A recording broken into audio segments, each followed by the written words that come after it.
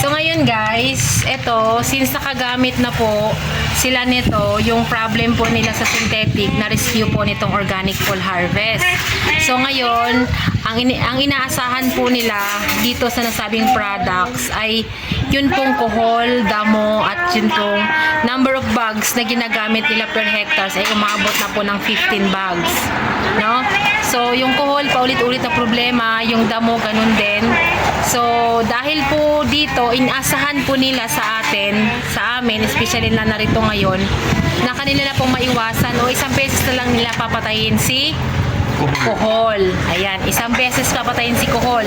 At si damo naman ay susundin lang po nila yung nasabing protocol na sinasabi po ni Ricky Brown na kanila po na dapat maiwasan yung paulit-ulit na pagpatay ng damo. No? So si kohol, one time po natin siyang papatayin.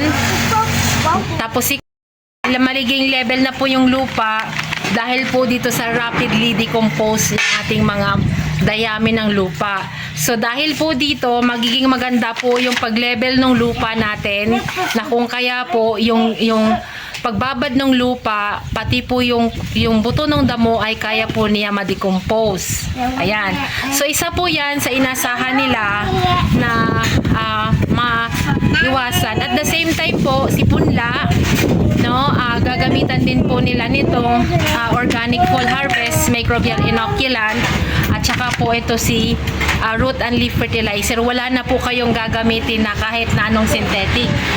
At ano man po yung mga iniwan po na mga protocol ni Ricky Brown, ayan, ay kanila pong susundin at kami po ipaparito ng mga end of June or second week ng June. Narito kami dahil at that time sila po ay nakapagpunla na, no?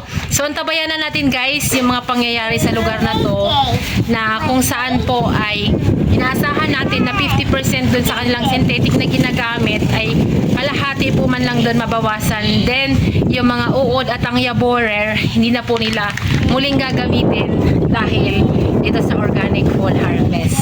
So maraming salamat po sa mga sumasubaybay sa atin. Sa mga nagpa-schedule ng punta ay i-reschedule po natin ulit, no?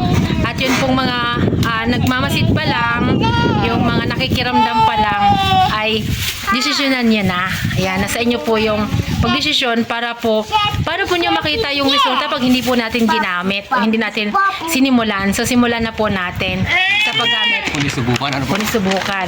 So dito po sa lugar na to, sa mga po nakapanood, ay pumunta lang po kayo dito kay Sir Robert at siya po ang magtuturo sa inyo kung ano man po ang kaalaman namin ni Ricky Brown ay unti-unti na namin itinatransfer kay Sir Robert.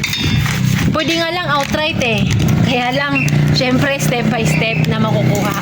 At kalaunan, makukuha mo na rin po lahat yon at kayo na po ang magiging technician o magiging distributor within this place at kung saan pa man. Ayan. So kuya, amin ka pong inaasahan na makakarating po sa main office ng Victory Global. Puntang ba? Dadating. So, maraming salamat po sa inyong paanyaya. Kung kaya po tayo ay nakapag-meet at napakasarap po ng pagtanggap niyo sa amin at ang aming mga kinakain araw-araw napakasarap. Napakasaya po yung moment namin dito with Ricky Brown. So, maraming salamat po at magandang araw.